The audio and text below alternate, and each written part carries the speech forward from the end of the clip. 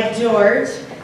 Who here knows who George Carlyn is? Yay, just checking, because if you didn't, I would totally judge you right now, but because it's amazing how many people don't know who he is. So I was asked to share a story to bring us all together. Let me just do this. So I'm a self-induced storyteller. Do you know what that means? It means all of my stories are my fault. So a lot of times we have stories where we're like, this person did this to us, or that person did that to us. No. I take full responsibility at complicating my entire life. So one of my favorite stories that I'm going to share is how I flew to Australia without my wallet, knowing I was flying without my wallet, and then managed to get it sent to me 2 weeks later.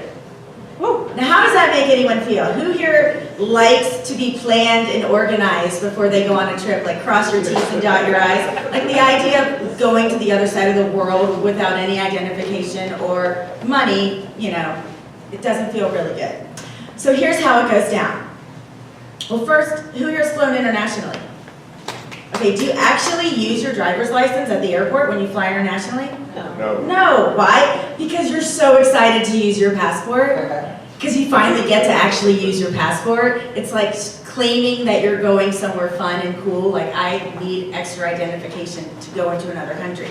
So that's the first question people ask me when I tell them I flew to Australia without my wallet. They're like, how's it possible? I'm like, it's super possible. No one actually uses your ID to get through the airport. So before I tell the whole story, I'm going to tell you why I chose to go to Australia. So a little backstory on me. In 1997, I was 19 years old and I was diagnosed with multiple sclerosis. So being diagnosed with MS, I quickly realized that there were a couple choices I had in life. One of them was to plant my feet all over this planet as long as I possibly could. So I immediately started applying to go study overseas as soon as within months of my diagnosis. Only I learned that because I only spoke English, I was limited to London and England and Australia. And it was too late to apply for Australia, so I settled for going to London for the semester. And then I made this promise to myself, before the age of 30, I'm gonna live and work in Australia.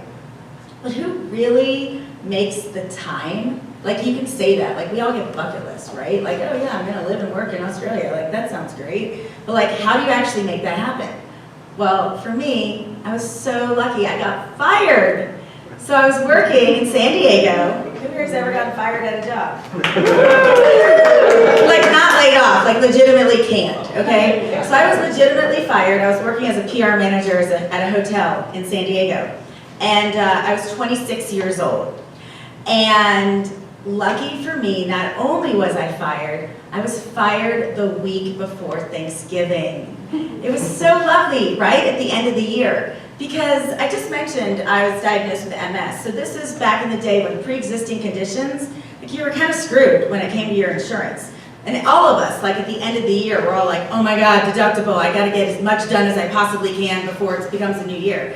So I always thought that way too, only now I only had a month left, and I was faced with like the cobra, like the whole 9 yards. And this really came at a bad time because 5 months prior to this, I'd had my second MS exacerbation and I'd had paralysis on my left leg. So I was really clear on like, wait a minute, I'm unemployed now. Wait a minute, I'm gonna have to spend $500 a month for Cobra. Wait a minute, I am free. Wait a minute, Australia has universal health care. I have the perfect solution to all of this, right? Because it all made sense.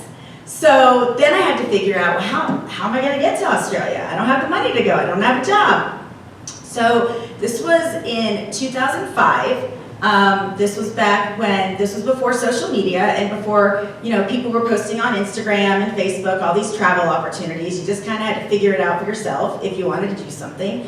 And I went online and I did one of those little prayers where I was like, please show me how to get to Australia. And I can't make this up, it'd be a whole other story. But sure enough, monster.com, I find this ad for 3 months and I have to go to a community center, like an hour outside of San Diego, to learn about this opportunity where I could travel overseas and talk to students and get them to apply for opportunities to come volunteer in the United States. And I'm like, well, this just sounds way too good to be true, because they said they'd pay for my flight. So I go out there and I audition and I find out I get this gig. So now all of a sudden I've got away to Australia and I'm still unemployed and I don't pay for my Cobra and I think I have it all figured out.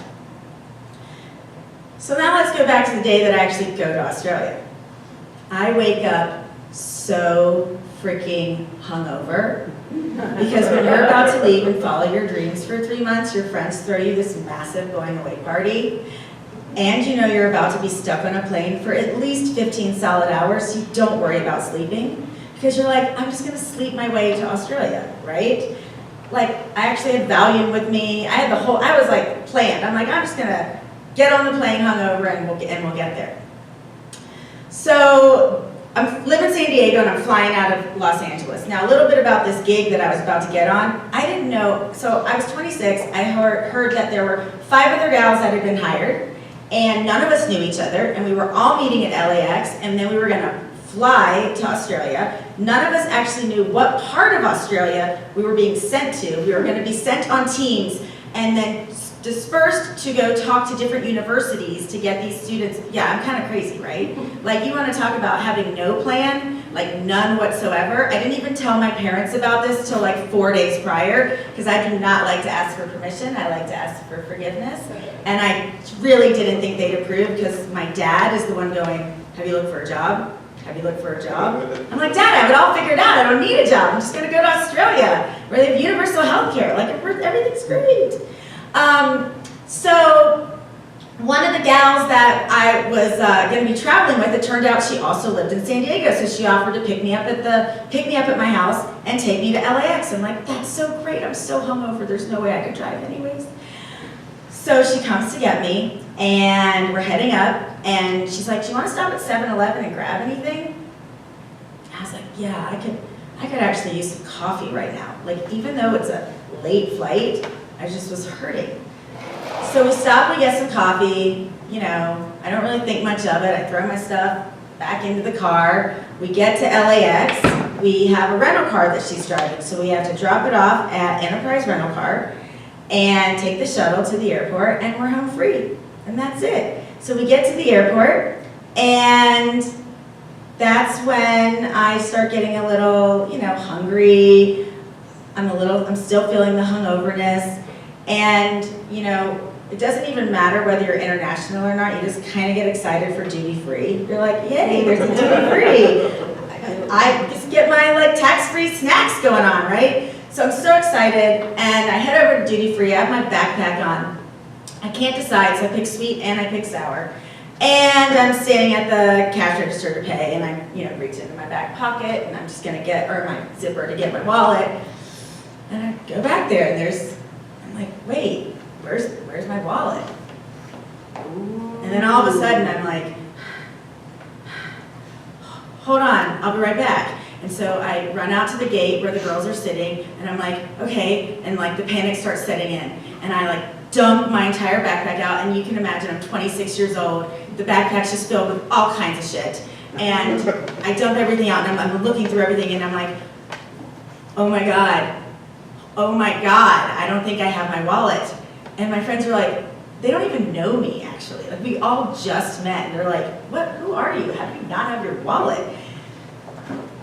And you know, like in the movie Sixth Sense, where you like flash back on the film, and you're like, no. I go into that moment where I'm like, oh my God, the coffee. Oh my God, my wallet. When was the last time I used the wallet? It was when I went to 7-Eleven. Oh my God, it's this hunter green wallet. Like, I dropped it on the floorboard of the rental car. I just put my stuff down. Oh my gosh, I left my wallet in the rental car of the busiest international airport in pretty much all of America, and I have 55 minutes till my flight takes off. What the hell am I going to do? So immediately I call Enterprise Rental Car thinking, well, I'll just go, maybe there's a miracle that they can bring it to me before I get on the airplane. Well, of course, no, I get a recording saying we're closed for the night. And I'm like, Oh my God, I have two choices right now. I'm either getting on a plane and going to the other side of the world without a cent to my name, or I'm giving up a dream that I've had for the last 7-8 years and staying here to get some money. And so I just looked at my friends and I said, everything is figure outable. Somehow, this is all gonna work out.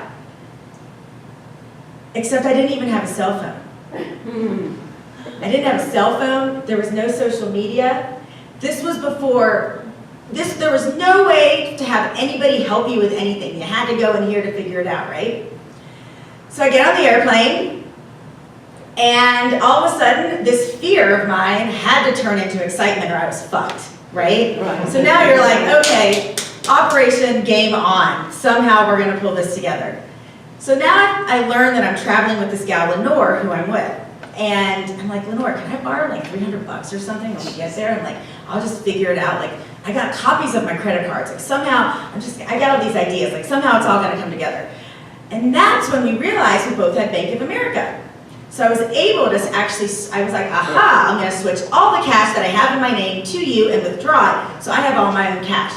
And it worked.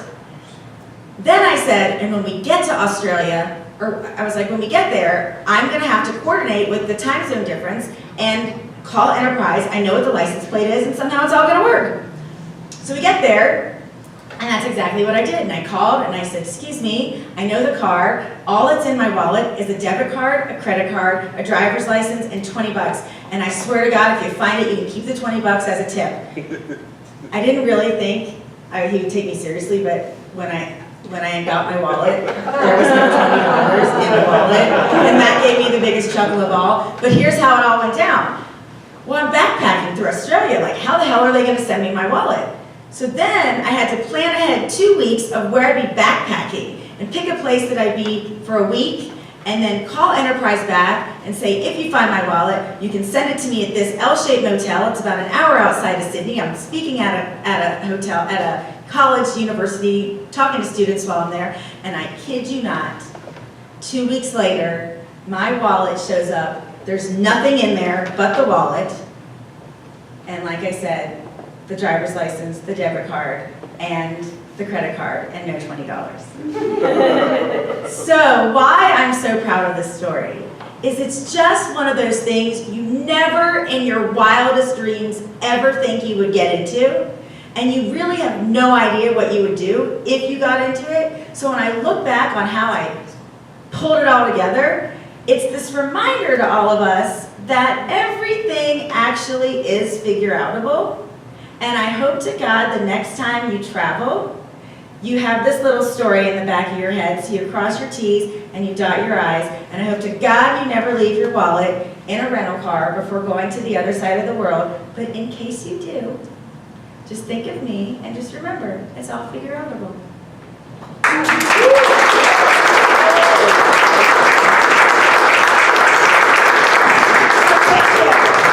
Good job, everyone. Give it up.